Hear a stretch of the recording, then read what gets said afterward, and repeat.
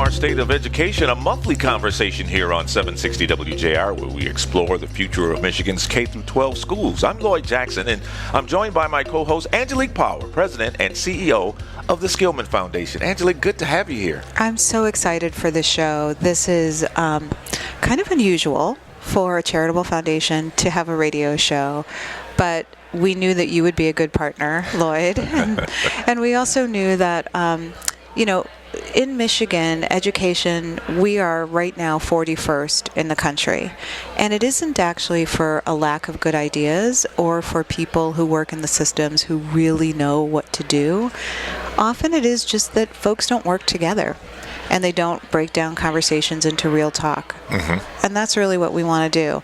On this show, we're going to bring in a lot of different people, folks that we work with at Skillman, students and teachers and family members and after-school providers and policymakers, and we're going to talk shop and we're going to figure out solutions. And it's very important to have all of those voices in, because we have all these great jobs that we want to bring here to the state of Michigan, but we need to make sure our kids are educated. Our employers are asking the question about K through 12 education, and also even if you don't have a child in the schools, for every dollar that's invested in public schools, then property values around that school increase by $4. Wow. So it really is the benefit to not just a child who will have, a more prosperous life, but to neighbors across Michigan. Prosperity in Michigan is tied to education.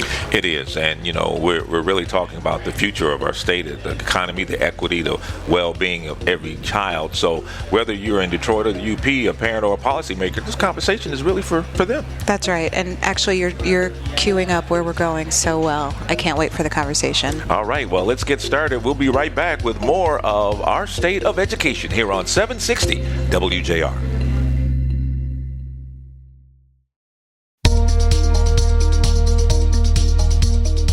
Welcome back to our State of Education here on 760 WJR. We are here at the Mackinac Policy Conference here on Mackinac Island. We're in the Grand Hotel.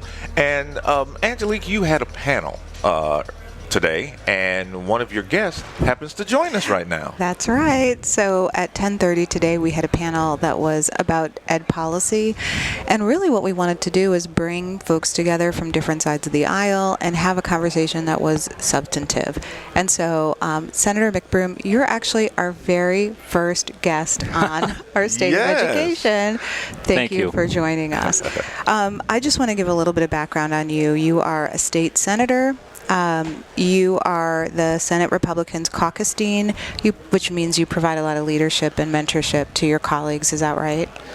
Yes, the dean position used to be reserved for the longest serving, but now it's more of a kind of honorary title. I do prayers. I make sure we, get flowers for people who have a passing in the family or are ill. Things like that. I try to provide kind of mentorship support, especially for younger or newer. I'm the youngest, but newer members. So that's beautiful. I didn't really know that you all did that for each other. Yeah, it has a long heritage. When I first came in, we had a former pastor who was a dean for us, and he kind of mentored me, and I was dean for a term in the House, and I've been dean the whole time I've been in the Senate for the caucus. So you were in the House for 3 runs, is that right? And then you just moved over. When did you move over to the Senate? In 2018. Okay. So this was my second term. And this is your last term. Yes. So why is this your last term? Term limits. Oh, that's right. Term limits. Oh, yeah. That's right.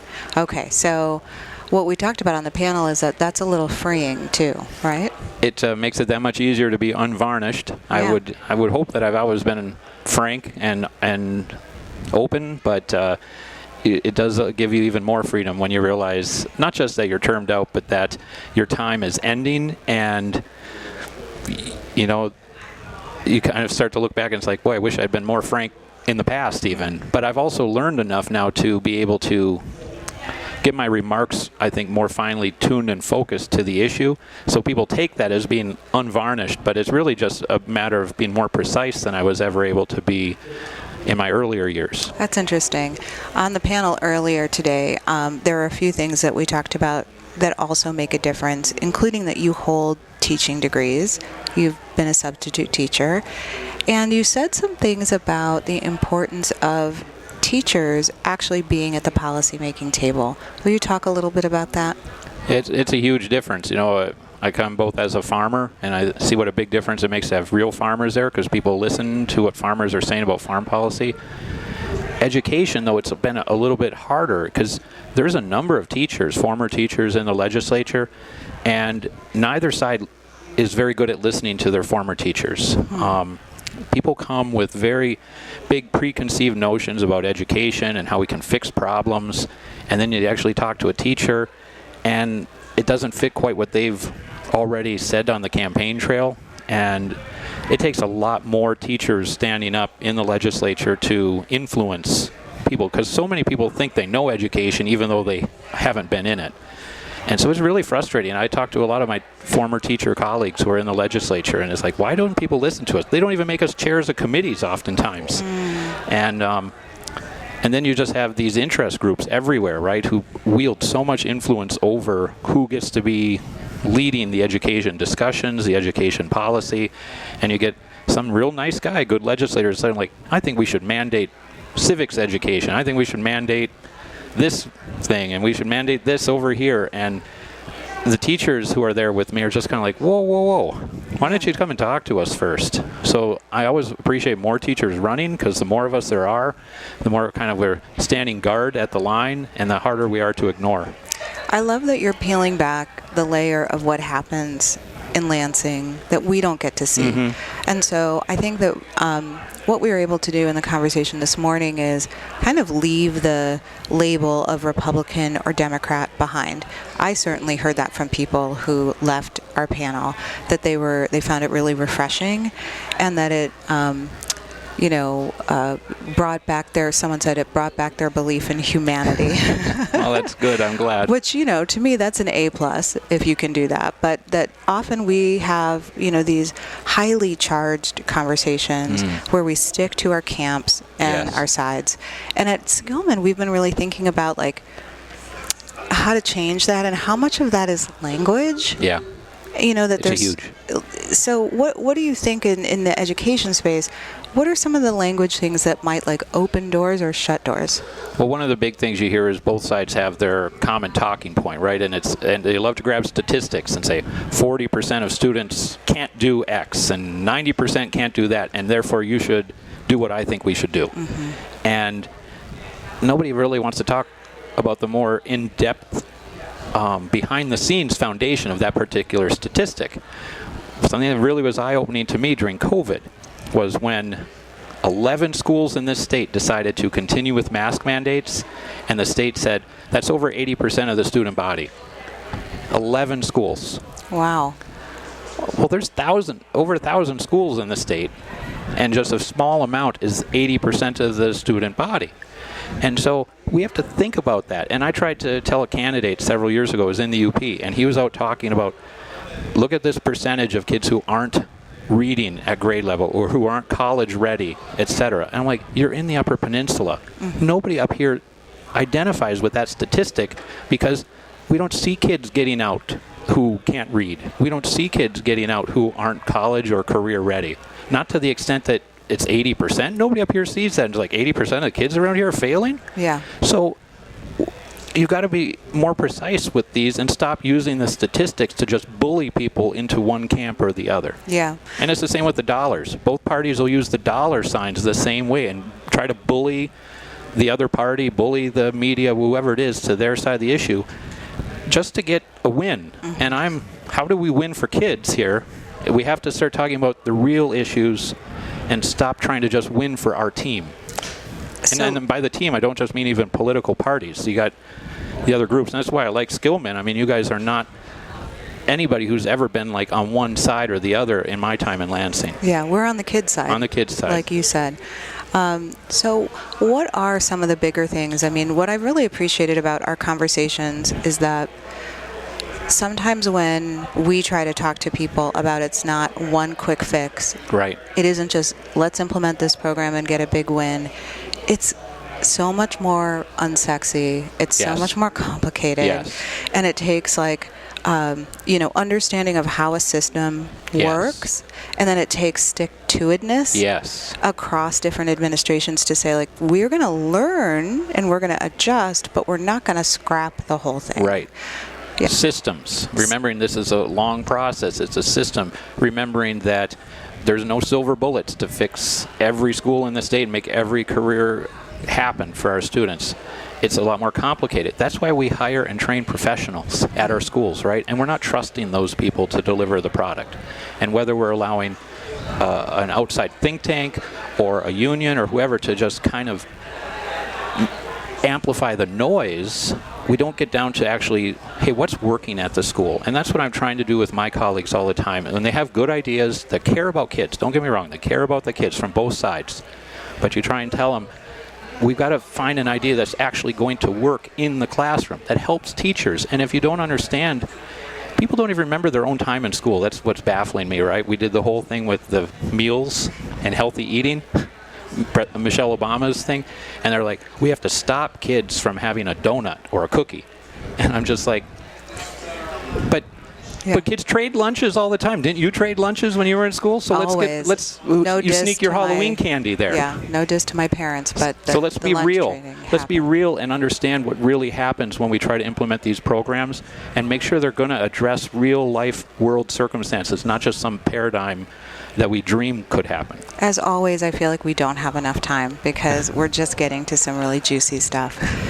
Thank you so much for joining us. And I do feel like your points about how people and teachers need to be more involved in policy, I want to talk to you more about that. And I hope that we'll be able to talk more about the culture and the shift around what our teachers really supposed to be doing in the classroom versus what our communities can do and families can do. We need that conversation too. Absolutely. We're here at the Detroit Regional Chamber of Mackinac Policy Conference. It's our State of Education on 760 WJR.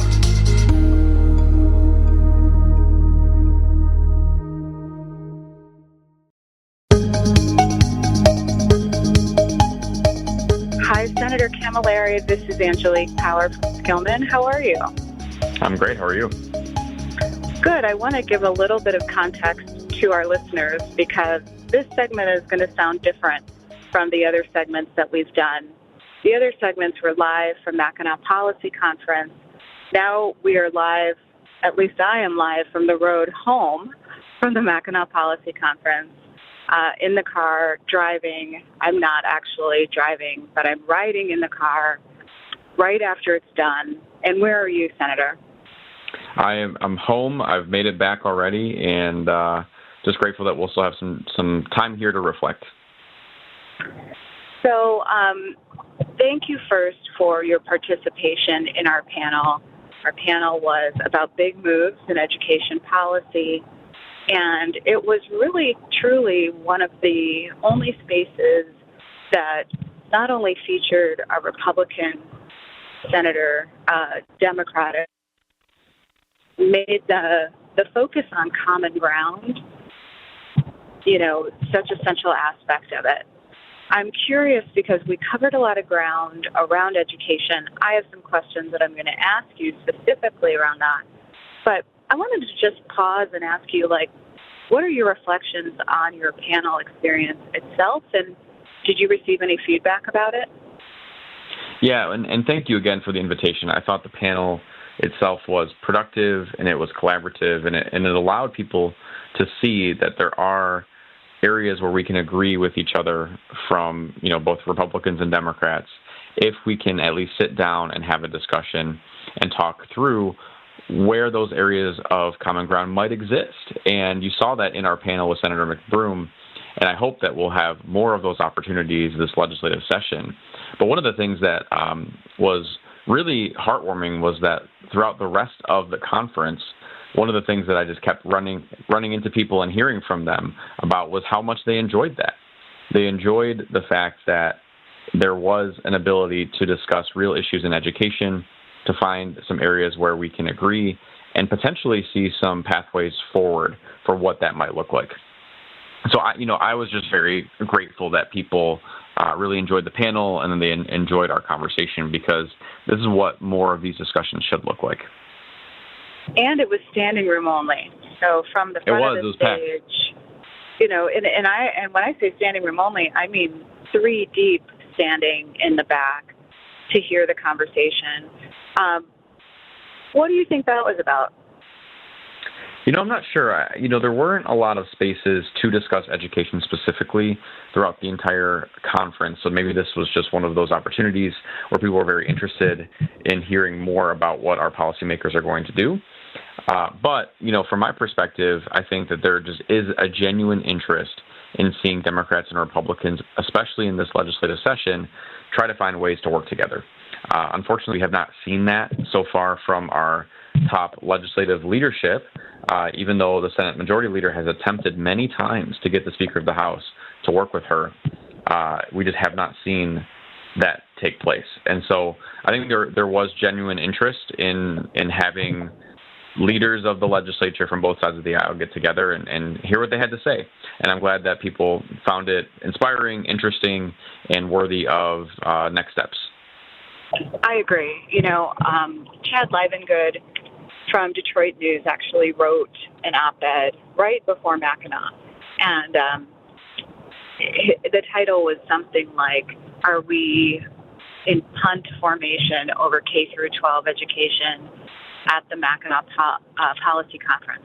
I then had to ask my husband, what is punt formation? What does that mean?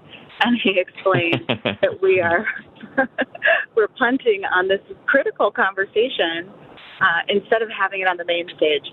That said, Skillman and Ballmer both hosted really meaty conversations around K-12 education. Both of the rooms were packed. But I do think that what I heard after was this other thing that you're talking about, too.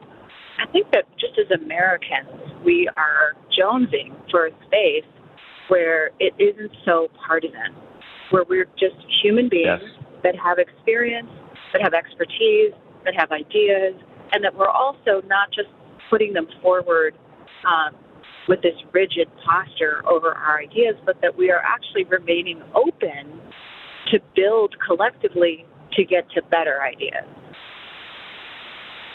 So, yeah, I completely agree on that front. I think that there is that element that's missing in our politics today because that's all you see on TV, right? You've got a president who makes fun of people openly, has constant chaos from the decisions he makes one day to the next.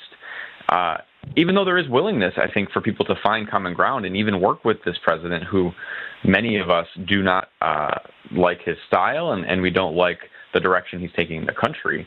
But there are areas where we can find common ground, even in that type of toxic environment in Washington, D.C., but there just does not seem to be a willingness to find that common ground there.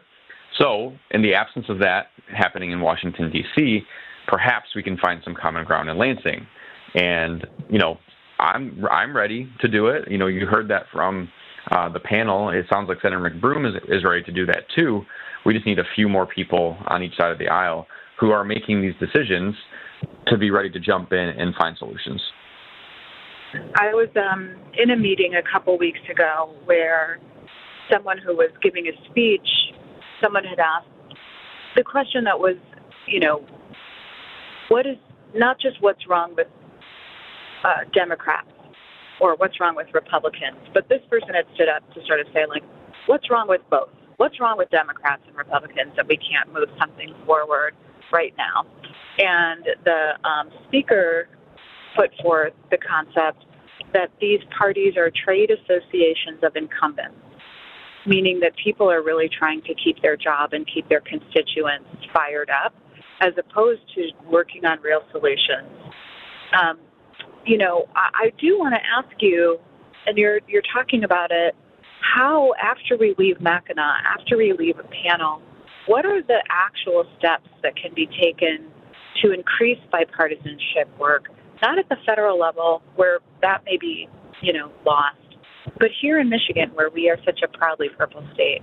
What are some things that you think even you could do perhaps differently that might open the door for that?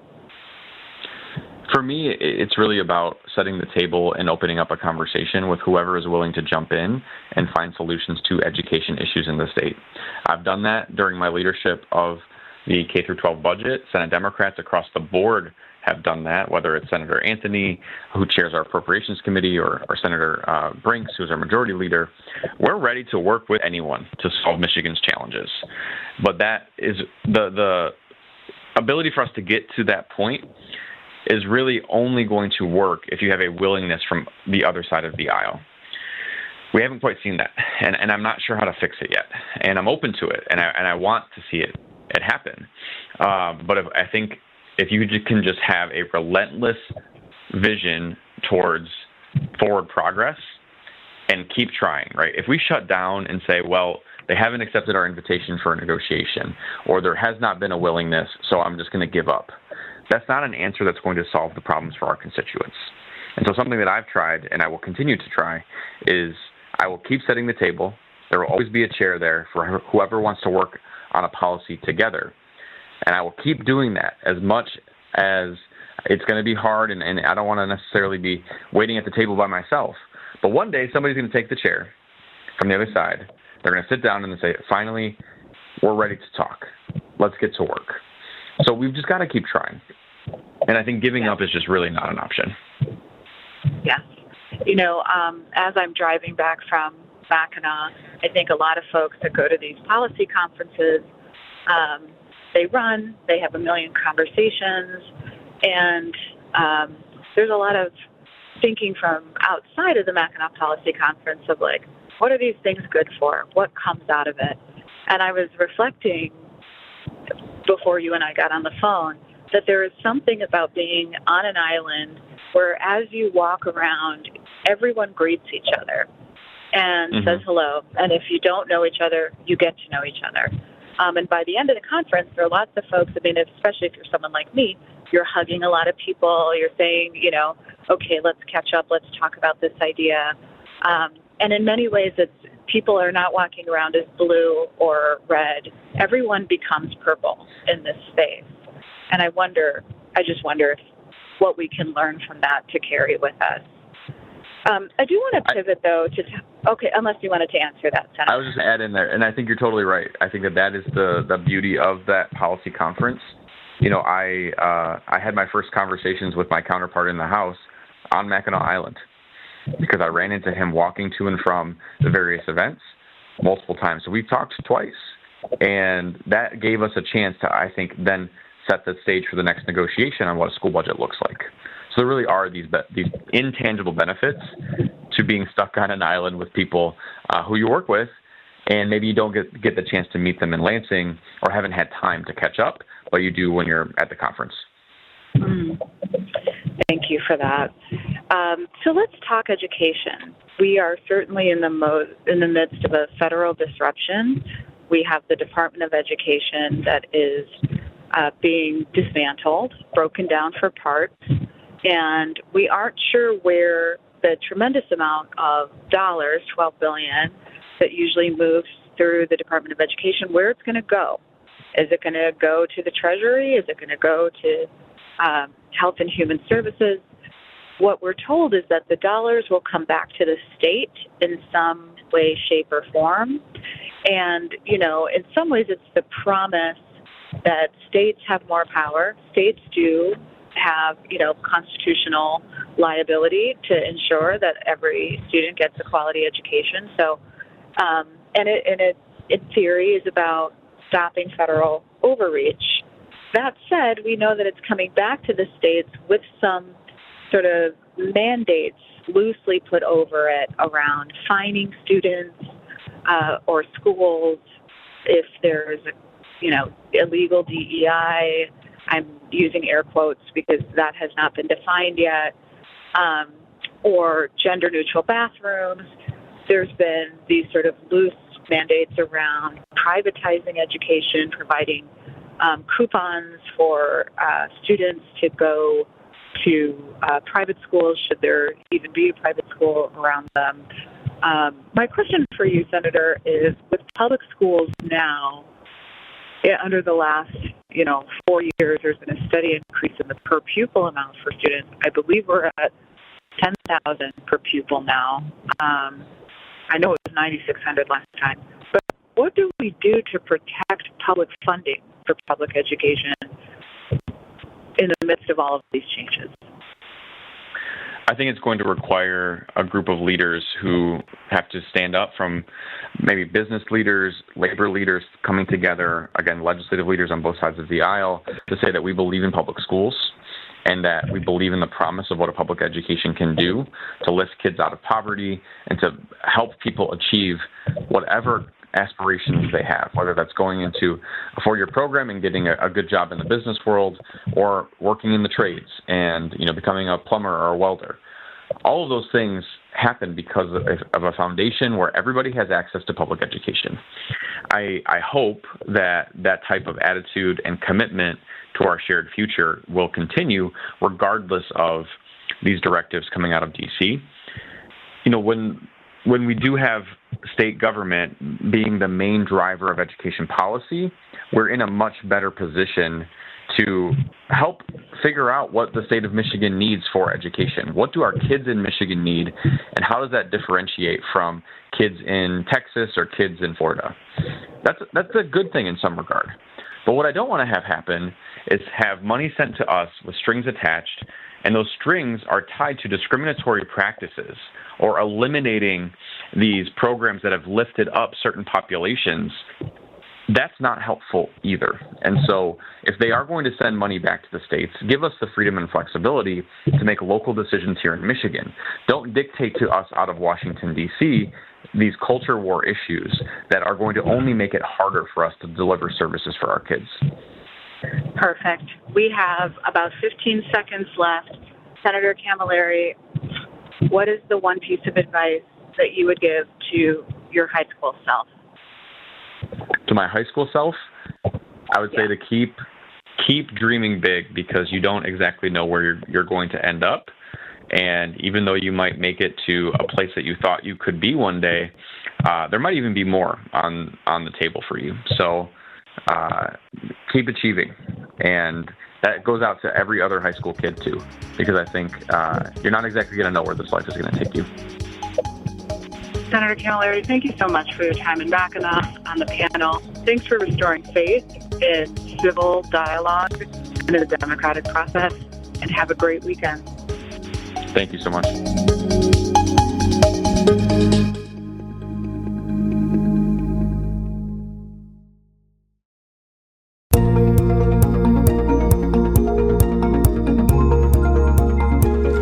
Welcome back to our State of Education on 760 WJR. We are here at the Detroit Regional Chamber's Mackinac Policy Conference.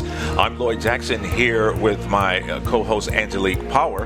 And Angelique, we have another guest with us to talk about education. We really do. I've given a little bit of background on why Skillman would want to do a radio show and a podcast about education.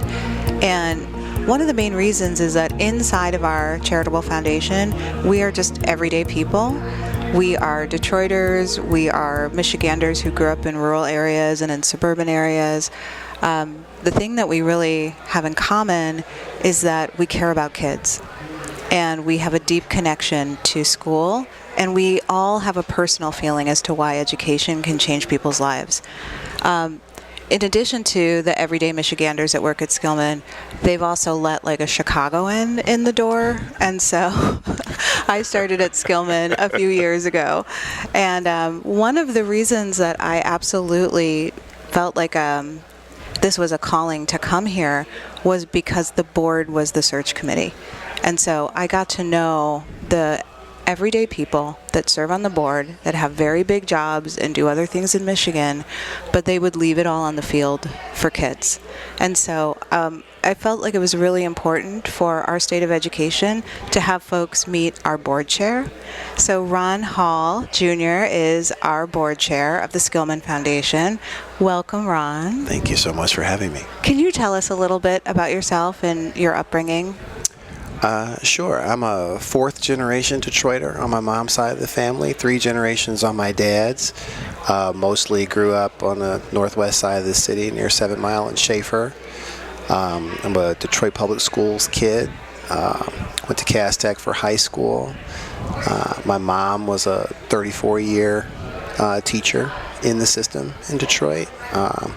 My stepdad was a longtime educator and administrator in the system, and so a huge part of their social circle was comprised of my mother's friends and club members and all that. So I was around teachers at school and at home most of my life, and absolutely became convinced, given my journey, into adulthood and some of what I encountered, particularly post-high school graduation, and I got to, my civilian career in Detroit, that, trying to ensure that kids in Detroit have the best educational opportunities possible, certainly at least equal to those kids in surrounding communities in the metro area, was critical, and just wasn't happening enough. So when I got the call to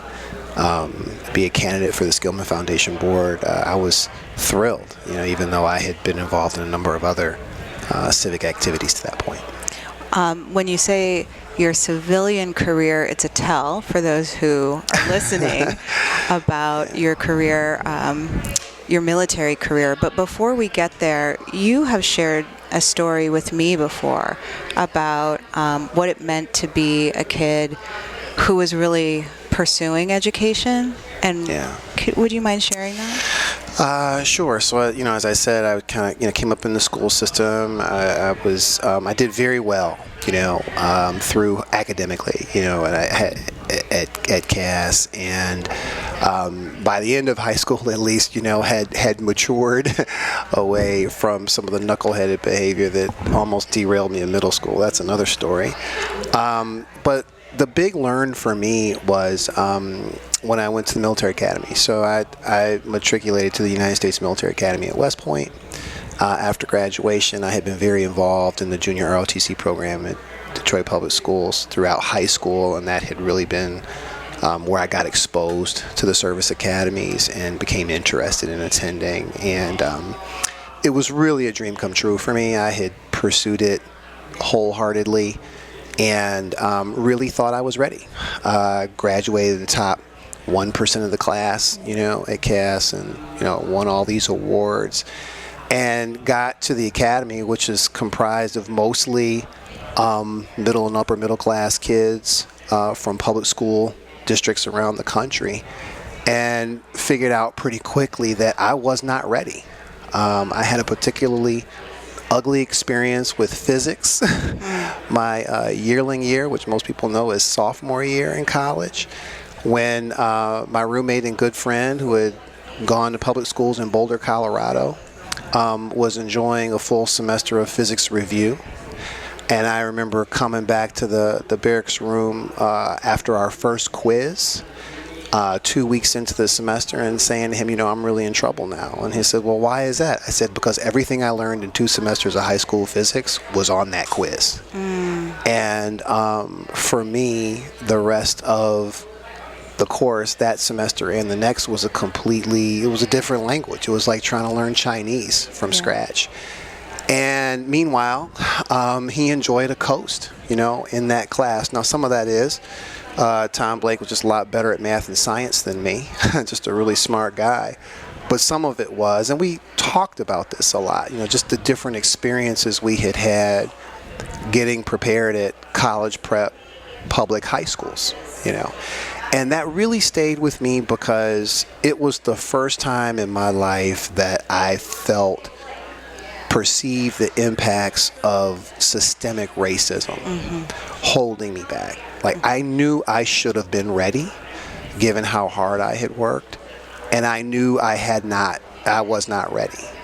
And, and I knew also that somewhere in there that was about being a black kid from a black city, with the issues that Detroit had through my life, from the early 70s through the 80s. It's interesting now with your work, not only with Skillman, where you focus on education change, but also with Launch Michigan, where you're really helping to illuminate how this isn't a Detroit problem, although it is. This is a Flint problem. This is a UP problem. This is a Michigan problem. And that we have to do something to help all kids. Do you want to talk to us really quickly about Launch? Sure. So I am on the board at Launch Michigan, which is a relatively newly formed nonprofit, but is the culmination of work that's been happening for most of a decade with some leaders from the philanthropy sector, including Skillman Foundation, various business organizations. Detroit Regional Chamber certainly is one. Business Leaders for Michigan is another prominent one. Small Business Association of Michigan. And one of the major teacher unions. And other education stakeholders to try to put together a comprehensive plan for systemic K-12 education reform in the state. Everything from governance to funding to accountability to teacher development and so forth, that everyone can support. And trying to, kind of create a space where everybody gets what they need, even understanding that nobody's going to get everything that they want. Mm-hmm. And it's been a real labor of love, and I hope we're getting close to having some bigger impacts. And I confess, I did not appreciate a decade ago how problematic the public school system is statewide. I was really in it for that kid I was at the end of high school who wasn't ready. And I've learned the rest of it along the way. So I want to thank you for taking time out of this circus of Mackinac Policy Conference to come in and to share that with us. I think it's so important that people understand that our trustees are really folks that are giving it every day for every child, and they have their own experiences that they're bringing to the table. I do want to note that you have mentioned Cass Tech only twice in this interview. But thank you, Ron Hall. I'm so grateful to have you as a board chair, and thank you for sharing your story with us. I am very grateful that we have lured you to Detroit from Chicago. Thanks for having me. This show is about more than just test scores and report cards. It's about the heart of our communities, our students, families, educators, and the policies that shape their everyday lives. That wraps up this edition of our State of Education here on 760 WJR. We hope today's conversations brought you closer to the heart of what's shaping Michigan's K-12 schools. The issues affect all of us, and the future of our communities depend on how we show up for our students. We'll be back next month with more voices, more insight, more vision for Michigan's education system. Thanks for listening, and until next time, keep the conversation going on our State of Education here on 760 WJR.